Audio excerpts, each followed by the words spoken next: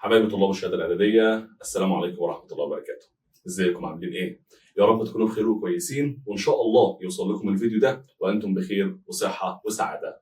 معاكم مستر محمود نصار، مكملين مع بعض ان شاء الله سلسله فيديوهات نشرح فيها منهج الدراسات الاجتماعيه للشهاده الاعداديه. والنهارده ان شاء الله ميعادنا مع الجزء الثاني من درس الحمله الفرنسيه.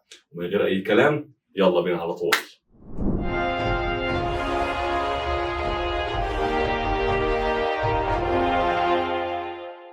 يلا بقى بينا دلوقتي نبدأ نكمل درسنا. احنا اخر حاجة خدناها المرة اللي فاتت يا شباب كانت ثورة اسمها ثورة القاهرة الأولى. عرفتك مركزها، أسبابها، أحداثها ونتائجها كمان. اللي حصل بعد ثورة القاهرة الأولى إن الدولة العثمانية بدأت تفوق من النوم اللي كانت نايمة فيه، وتفتكر إن مصر دي ولاية عثمانية من واجبها إنها تدافع عنها ضد أي عدوان. فعلشان كده تطلع الدولة العثمانية وتتحالف مع انجلترا ومع روسيا. طب هتتحالف مع انجلترا ومع روسيا ليه؟ اقول لك علشان تخرج الحملة الفرنسية من مصر بالقوة. يعني معنى كده لما يجي لي سؤال بما تفسر قيام الدولة العثمانية بالتحالف مع انجلترا وروسيا، تقول لي لاخراج الفرنسيين من مصر بايه؟ بالقوة. خلي بالك ان الدولة العثمانية لما تحالفت مع انجلترا وروسيا بدأت تحس إنها دولة قوية وإنها تقدر تخرج الفرنسيين من مصر لوحدها وتقطعهم كمان. علشان كده تطلع الدولة العثمانية وتبعت لمصر حملتين. حملة جاية من شمالنا من البحر المتوسط من جزيرة اسمها جزيرة رودس. يبقى أول حاجة حملة بحرية جاية منين؟ من الشمال. من أنهي بحر؟ البحر المتوسط، من جزيرة اسمها جزيرة رودس. وتاني حملة برية جاية من الشرق تحديدا من بلاد الشام. يبقى أنت عندك الدولة العثمانية أرسلت على مصر كام حملة؟ 2. واحدة بحرية جاية من الشمال من جزيرة رودس، واحدة برية جاية من الشرق. منين؟ من بلاد الشام. خلي بال حضرتك، نابليون بونابرت أول ما يسمع الكلام ده ما يقولش أنا هفضل قاعد في مصر واللي هيجي لي هقطعه. لا، ده نابليون بونابرت يبدأ يستخدم استراتيجية جديدة، وهي إنه يروح يهاجم الجيش اللي جاي له بدل ما يفضل قاعد في مصر ويدافع. يعني معنى كده إن نابليون بونابرت هيستخدم استراتيجية هي الهجوم أفضل من الدفاع. لذلك هيطلع نابليون بونابرت وياخد قواته ويطلع بيهم على فين؟ على الشام. وهي دي الحملة الفرنسية على الشام. طب بما تفسر قيام نابليون بونابرت الحملة على الشام مارس عام 1799؟ أقول لك بسبب رغبة نابليون في إن هو يقضي على الحملة البرية اللي بعتها الدولة العثمانية قبل أن تصل إلى مصر. يبقى بسبب رغبة نابليون في القضاء على الحملة البرية قبل أن تصل إلى مصر. طب عرفني كده، نابليون بونابرت وهو رايح على الشام عمل إيه؟ وهل قدر يا ترى يواجه الحملة البرية دي ويهزمها ولا لأ؟ أقول لحضرتك، نابليون بونابرت وهو ماشي في طريقه راح على العريش، ومن العريش على غزة. يا رب ينصر أهلها يا رب ويثبت أقدامهم، وإن شاء الله إن شاء الله نسمع هزيمة اليهود فترة قريبة. بعد كده يروح عندي هنا على يافا. يافا، هو إيه اللي يحصل عند يافا وليه وقفت عندها؟ أقول لحضرتك إن يافا كان في جنود كتير واقفين بيحموها، والأسوار بتاعتها كانت أسوار ضخمة. نابليون بونابرت يستخدم الحيلة مع الناس اللي واقفة بتحمي مدينة يافا، وهي حامية يافا. يبدأ يقول لهم اخرجوا وأنا هأمنكم على أرواحكم، محدش هيقتلكم. اخرجوا وأنا بأمنكم على أموالكم. اخرجوا وأنا بأمنكم على نسائكم وأطفالكم. هنا حامية يافا تبدأ تحس بالأمان شوية. إحنا لو خرجنا نابليون مش هيعمل فينا حاجة، هو هيسيطر بس على المدينة وخلاص. وبالتالي تخرج حامية يافا نابليون. نابليون بونابرت أول ما يلاقي حامية يافا خرجت يؤمر جنوده بقتلهم جميعا. 3000 واحد يموتوا بدم بارد من الجنود الفرنسيين. ليه؟ علشان نابليون الغدار غدر بيهم بعد ما أمنهم على أنفسهم، وبعد ما أمنهم على أرواحهم وأموالهم غدر بيهم وقتلهم. فحصلت مذبحة بنقول عليها مذبحة يافا البشرية. 3000 واحد اتقتلوا بدم بارد بسبب غدر نابليون بيهم بعد ما أمنهم على أرواحهم. علشان كده بنقول إن مذبحة يافا البشرية كانت نقطة سودة في تاريخ نابليون. طب دلل، تعد مذبحة يافا البشرية نقطة سوداء في تاريخ نابليون. هتقول لي حيث قتل أفراد حامية يافا بعد أن أمنهم على أرواحهم. خلي بالك إن بعد ما خلص على يافا راح على عكا وقال لأهل عكا هناك نفس اللي قالوا لأهل يافا: اخرجوا وانا بأمنكم على ارواحكم، اخرجوا وانا بأمنكم على اموالكم وعلى نسائكم وعلى اطفالكم. ولكن اهالي عكا اتعلموا من اللي حصل لاخواتهم في يافا. لذلك اول ما تسمع سؤال ما النتائج المترتبه على مذبحه يافا البشريه تقول لي ده ادى الى استبسال، يعني شجاعه اهل عكا في الدفاع عن مدينتهم. يبقى ما النتائج المترتبه على مذبحه يافا البشريه؟ تقول لي ايه؟ ادى ذلك الى استبسال. يعني ايه؟ يعني شجاعه اهل عكا في الدفاع عن مين؟ في الدفاع عن مدينتهم.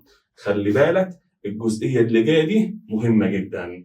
نابليون بونابرت ما قدرش يدخل مدينه عكا. ليه بقى؟ بما تفسر فشل نابليون بونابرت في دخول مدينه عكا. أقول لحضرتك بسبب استبسال أهالي عكا في الدفاع عن مدينتهم بقيادة واحد اسمه أحمد باشا الجزار. تاني حاجة إن الأسطول الإنجليزي كان بيساعد أهالي عكا وكان بيديهم المؤن، الأكل والشرب، وكمان كان بيديهم الذخائر علشان يقدروا يقفوا قدام نابليون. يعني معنى كده إن أنا عندي حملة نابليون على الشام تقريبا كلها هتفشل ليه؟ بسبب إن هو ما قدرش يدخل مدينة عكا. طب بما تفسر فشل نابليون بونابرت في دخول عكا؟ تقول لي بسبب حاجتين: واحد، استبسال أهالي عكا في الدفاع عن مدينتهم بقيادة أحمد باشا الجزار. الثانية وهي مساعدة الأسطول الإنجليزي لأهالي مدينة عكا وإمدادهم بالمؤن والذخائر. طب ثواني، هو أصلا أسباب الحملة الفرنسية على الشام كانت إيه؟ كانت مواجهة الحملة البرية قبل أن تصل إلى مصر. طب هل نابليون قدر يعمل كده؟ أقول لك ودي مش عليك. نابليون بونابرت وهو محاصر مدينة عكا قدر يواجه الحملة البرية اللي الدولة العثمانية بعتاها، وقدر كمان إن هو يهزمها. لذلك لما فشل نابليون بونابرت في دخول مدينة عكا قرر إن هو يرجع على مصر.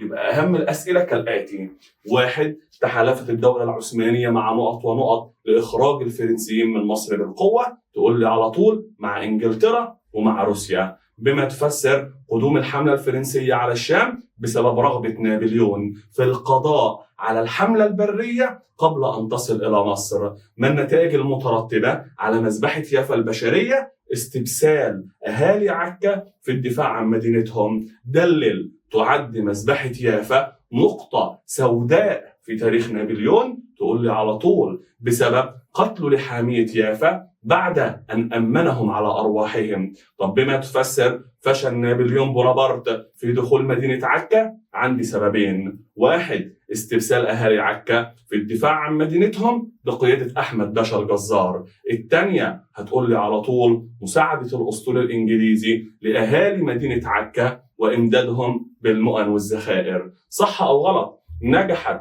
حملة نابليون بونابرت على الشام؟ تقول لي غلط، فشلت. خلي بال حضرتك، نابليون بونابرت بعد ما تفشل حملته على الشام يرجع على مصر.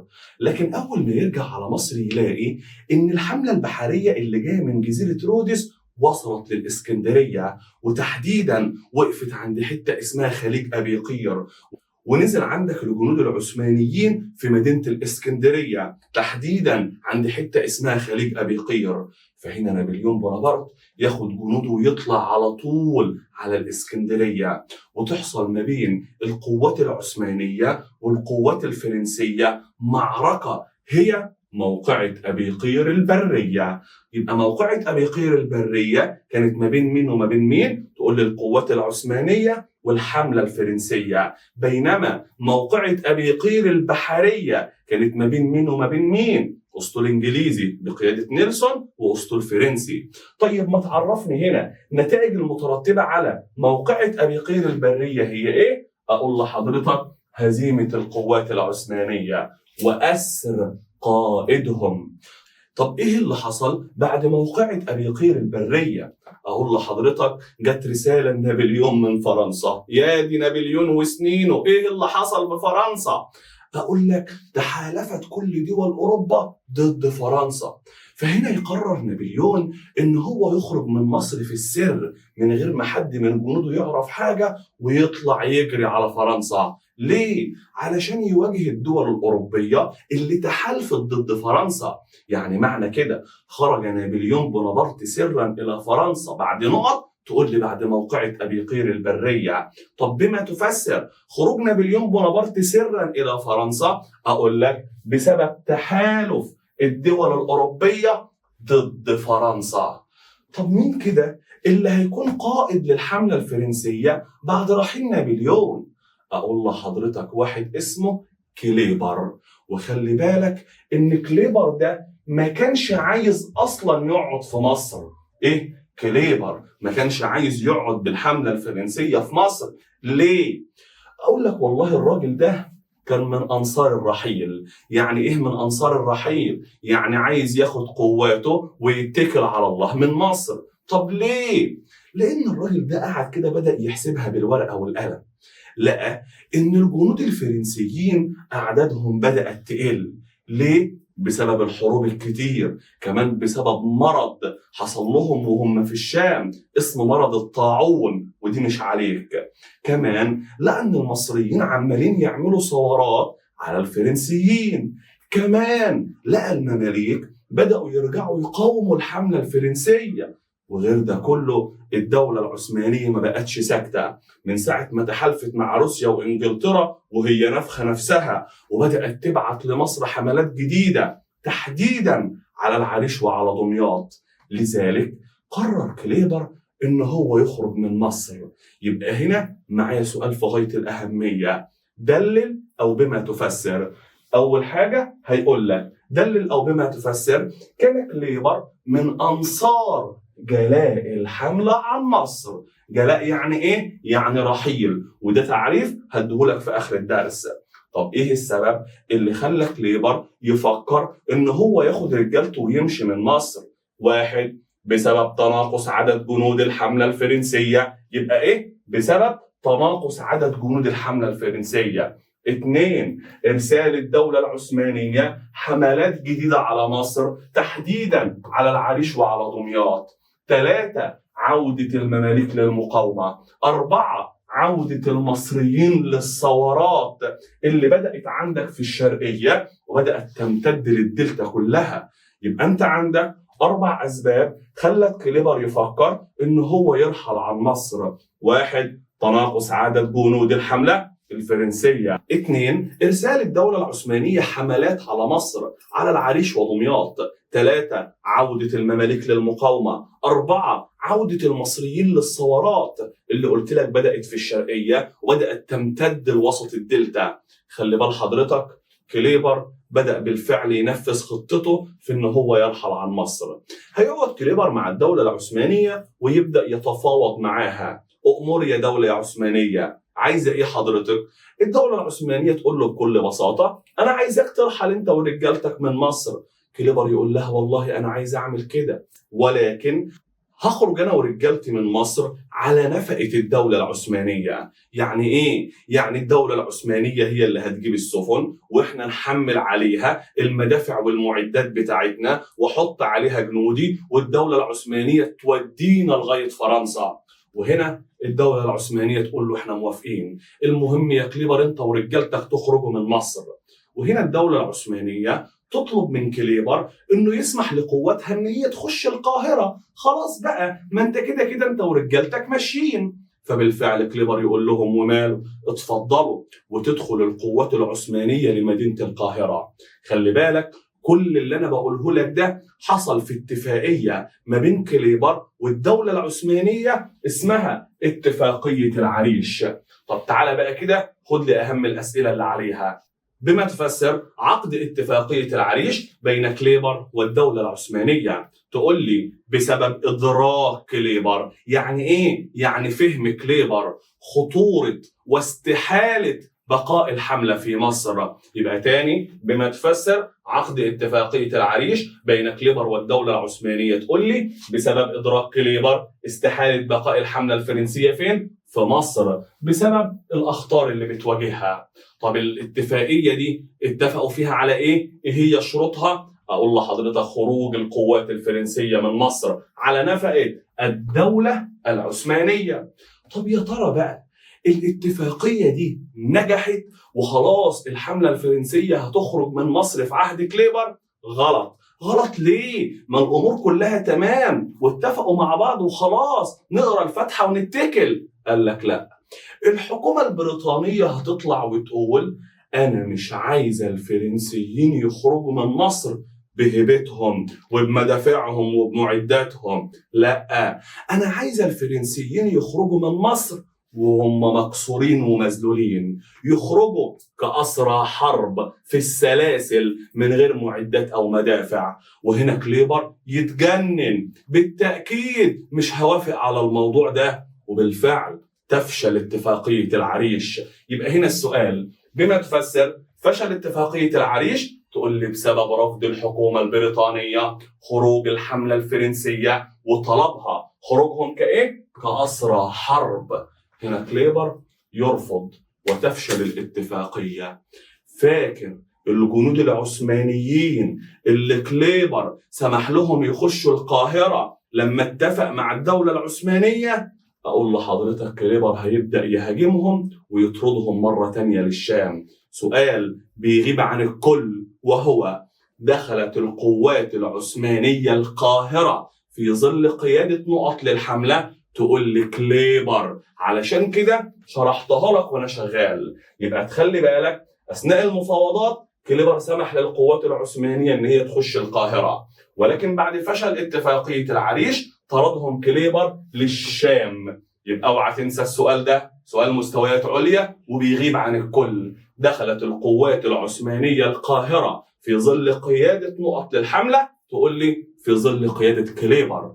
خلي بال حضرتك، بعد ما فشلت اتفاقية العريش يطلع المصريين ويعرفوا محدش هيخرج الفرنسيين من مصر غيرنا، لذلك يطلع المصريين ويعملوا تاني الثورات على الحملة الفرنسية، وهي ثورة القاهرة الثانية سنة كام؟ مارس 1800. طب يا ترى اللي كان بيتزعم ثورة القاهرة الثانية هم علماء الأزهر الشريف؟ أقول لك لا. أمال مين اللي هيظهر جديد على الساحة ويبدأ هو اللي يقود المظاهرات والثورة؟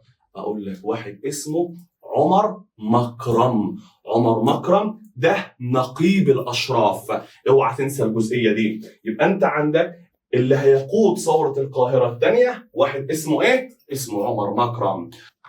طب الثورة دي كانت فين؟ وإيه اللي حصل فيها؟ أقول لحضرتك إن الثورة دي كان مركزها حي اسمه حي بولاء. يبقى مركز ثورة القاهرة الثانية هو حي بولاء، ولكن مركز ثورة القاهرة الأولى هو الأزهر الشريف. طب إيه اللي يحصل عندي في ثورة القاهرة الثانية؟ أقول لك هتبدأ تحصل عندك الثورة بقيادة عمر مكرم، وتبدأ الثورة تشتد فين؟ في حي بولاء. يطلع المصريين ويبدأوا يتظاهروا ضد الحملة الفرنسية، فليرحل الفرنسيين من أرضنا، فليسقط كليبر. ولكن زي ما نابليون عمل في ثورة القاهرة الأولى واستخدم العنف والإرهاب ضد المصريين، عمل كليبر نفس اللي عمله نابليون واستخدم العنف والإرهاب ضد المصريين. وإيه اللي حصل؟ تم تدمير حي بولاء كله بالمدافع، وبدأ كليبر يصادر أموال المصريين ويفرض عليهم غرامات. يبقى نتائج ثورة القاهرة الثانية هي تدمير حي بولاء، وكمان بدأ كليبر يشتد في فرض الضرائب ويصادر الأموال. دلل تشابهت سياسة نابليون وكليبر في التعامل مع المصريين. سؤال مهم اكتبه بسرعة. دلل تشابهت سياسة كليبر ونابليون في التعامل مع المصريين. هتقول لي حيث استخدم نابليون العنف والإرهاب ضد المصريين في ثورة القاهرة الأولى، واستخدم كليبر العنف والإرهاب ضد المصريين في ثورة القاهرة الثانية. خلي بال حضرتك، بعد ثورة القاهرة الثانية يبدأ عندك كليبر يتمشى في شوارع القاهرة وهو منتصر. أنا اللي قضيت على ثوراتكم يا مصريين. هنا يبدأ يمشي وراه واحد اسمه سليمان الحلبي من مدينة حلب في سوريا. الراجل ده كان أحد طلاب الأزهر الشريف. يفضل ماشي ورا كليبر ويطعنه، يقتل كليبر. يعني معنى كده قتل كليبر على يد مين؟ على يد أحد طلاب الأزهر الشريف، وهو سليمان الحلبي. طب ثواني، بعد ما كليبر يتقتل مين اللي هيقود الحملة الفرنسية في مصر؟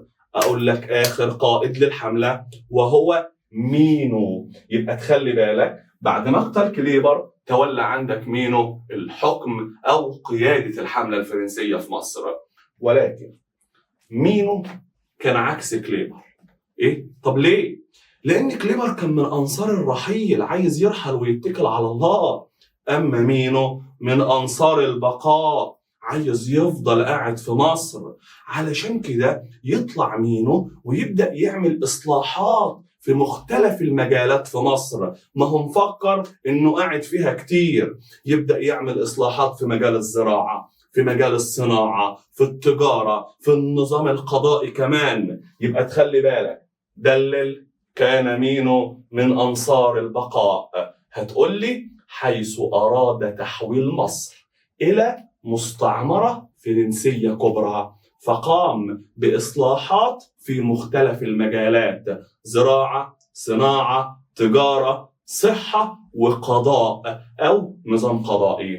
يبقى تخلي بالك، كليبر من أنصار الرحيل، مينو من أنصار البقاء. دلل كان مينو من أنصار البقاء، تقول لي الإجابة اللي أنا لسه قايلها لك حالا ويا ريت تكتبها: حيث أراد تحويل مصر إلى مستعمرة فرنسية كبرى، فقام بإصلاحات في مختلف المجالات: زراعة، صناعة، تجارة، صحة، وقضاء. ولكن تخلي بالك، مينو كان مفكر إن هو قاعد في مصر واللي هيجي مصر هو هيخلص عليه.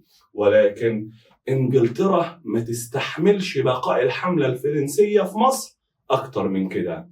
لذلك تطلع إنجلترا وتبعت أسطول ضخمة على مصر في فبراير 1801 بالتحديد، والأسطول العثماني ينضم للأسطول الإنجليزي وييجوا على مصر. هنا مينو يعرف إنه استحالة يقدر يقف قدام الاثنين، فينسحب وتجلو الحملة الفرنسية من مصر سبتمبر 1801. تجلو؟ هو يعني إيه جلاء؟ أنت قلت لي عليها تعريف ولازم يتحفظ.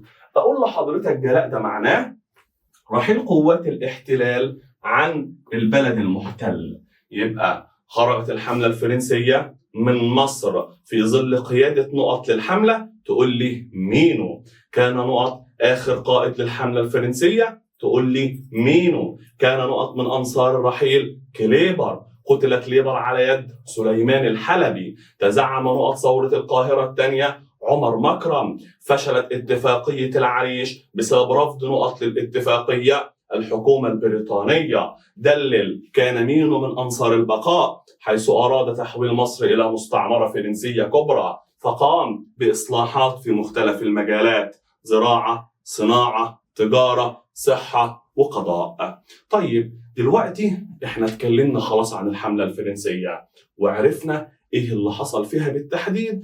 عرفنا بدأت امتى، انتهت امتى، جت في ظل قيادة نابليون، انتهت في ظل قيادة مينو.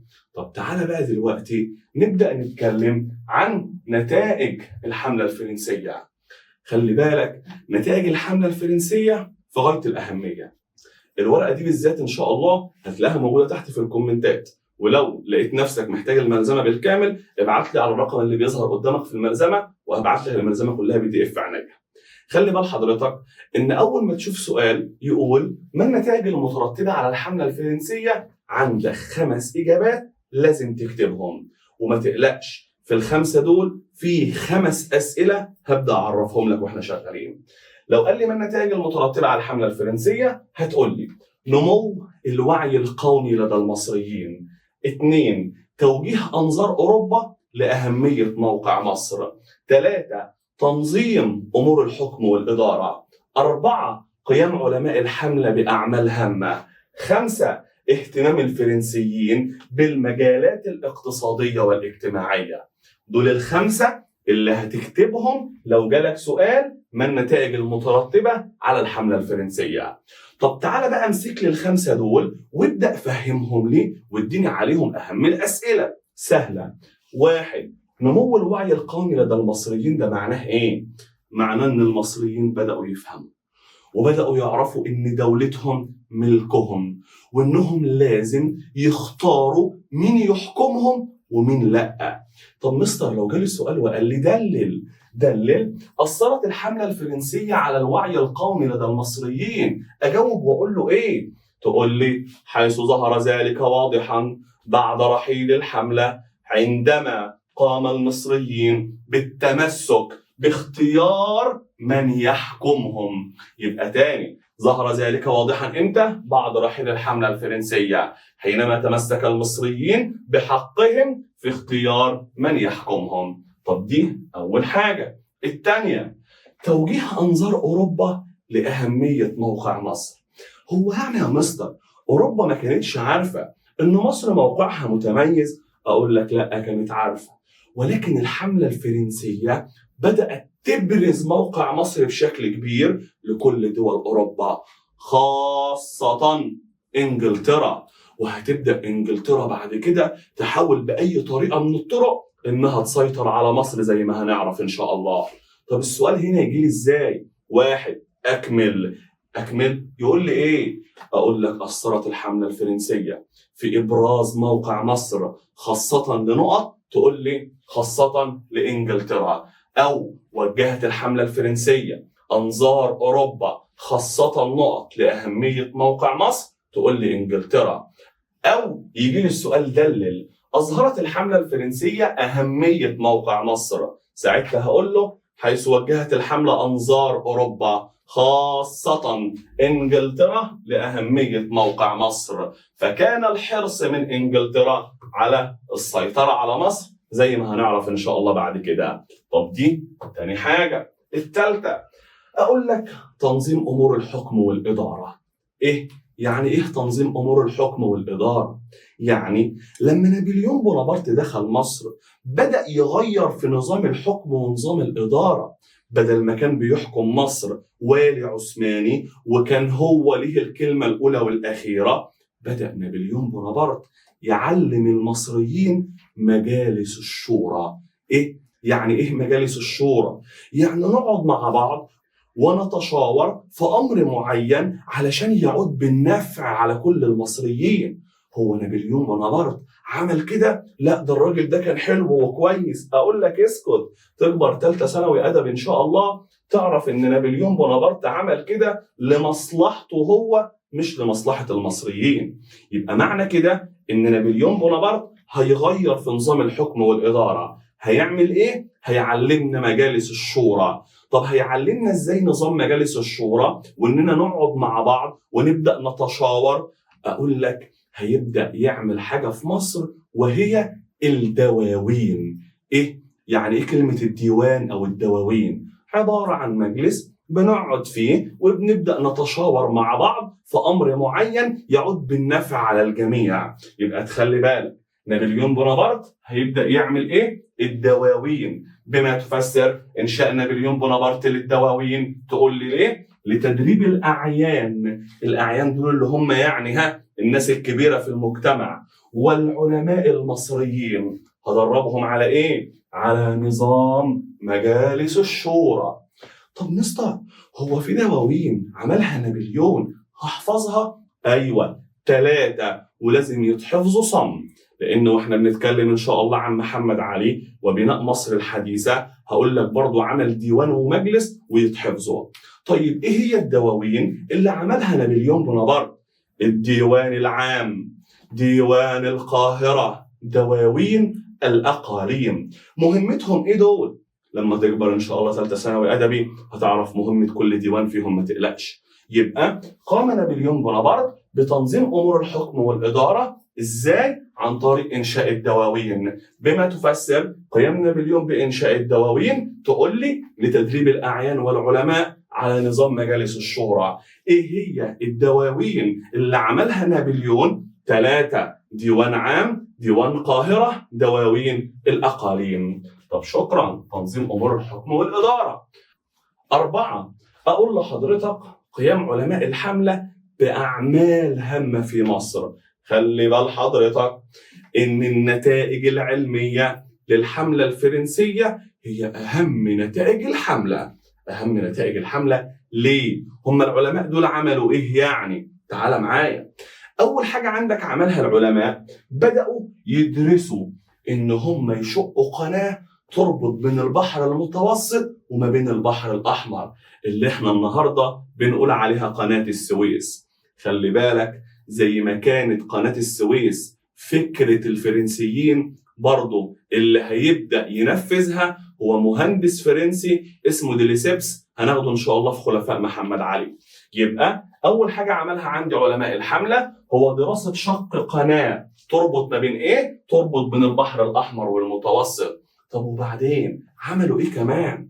أقول لك بدأوا يألفوا كتاب يوصفوا في مصر، فاسمه كتاب وصف مصر. يبقى تاني حاجة عملها علماء الحملة الفرنسية هو تأليف كتاب وصف مصر.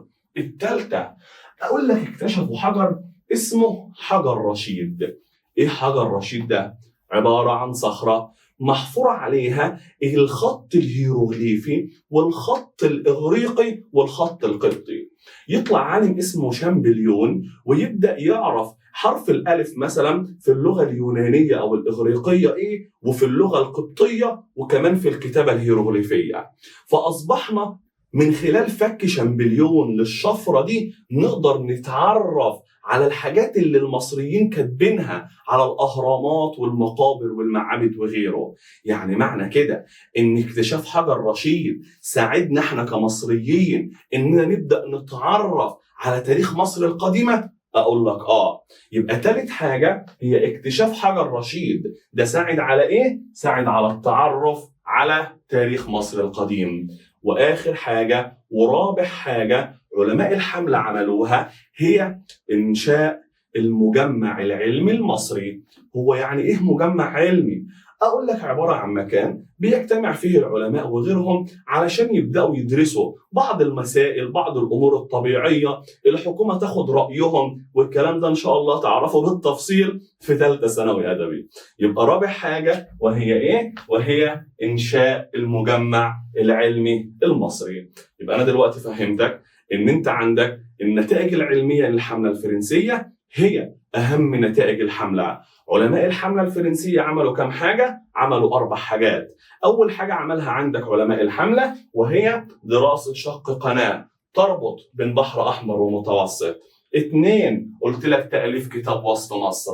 3 اكتشاف حجر رشيد. ده ساعد على إيه؟ على التعرف على تاريخ مصر القديم. رابع حاجة وهي إنشاء المجمع العلمي المصري. طيب شكرا كده النتائج العلمية. تعال بقى كلمني عن آخر حاجة عملها عندك الفرنسيين وهي اهتمامهم بالنواحي الاقتصادية والنواحي الاجتماعية. طيب إيه يعني اللي عملوا عند الفرنسيين في المجالات الاقتصادية اللي هو الزراعة والصناعة والتجارة، وإيه كمان اللي عملوه في المجال الاجتماعي؟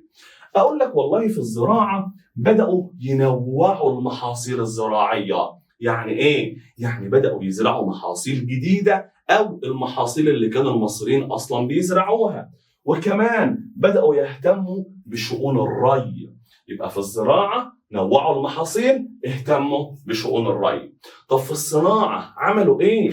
أقول لك طلع عندك مينو وبدأ يقترح إنشاء مصانع للنسيج في مصر وللدباغة ولحروف الطباعة وللصناعات الدقيقة زي صناعة الساعات.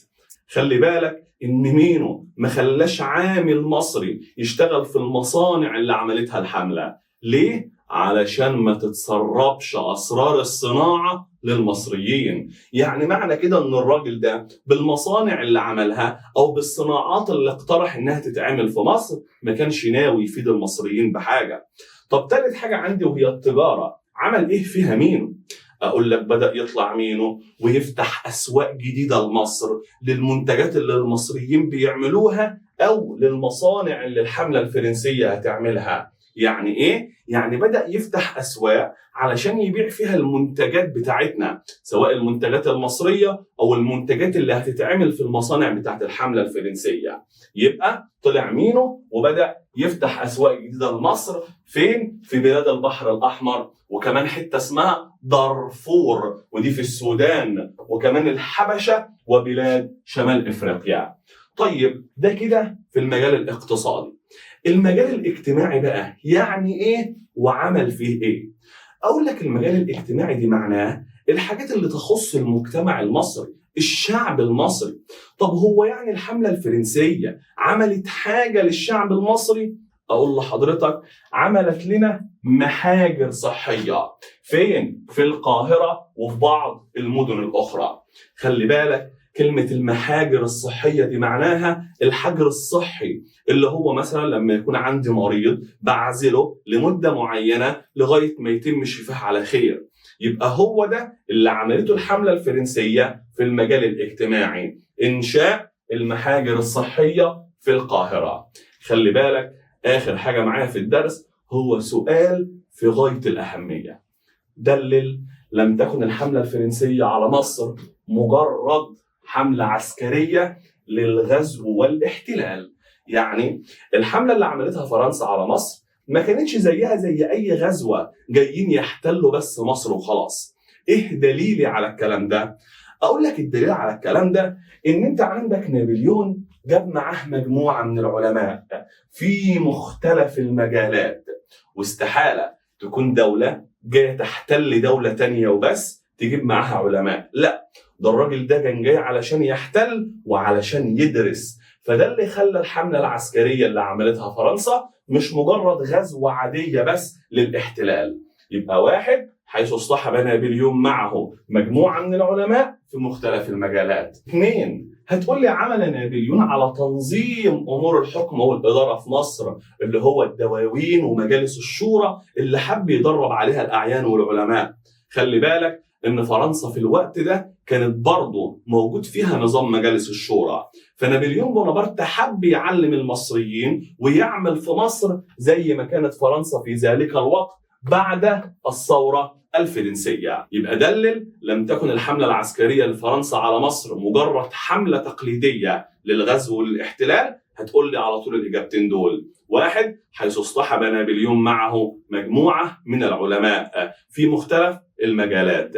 اثنين، قام نابليون بتنظيم أمور الحكم والإدارة كما كانت فرنسا في ذلك الوقت. وبكده اللهم لك الحمد نكون خلصنا تاني درس معانا وهو الحملة الفرنسية. أشوفكم إن شاء الله فيديو جديد ونشرح درس جديد. دمتم موفقين.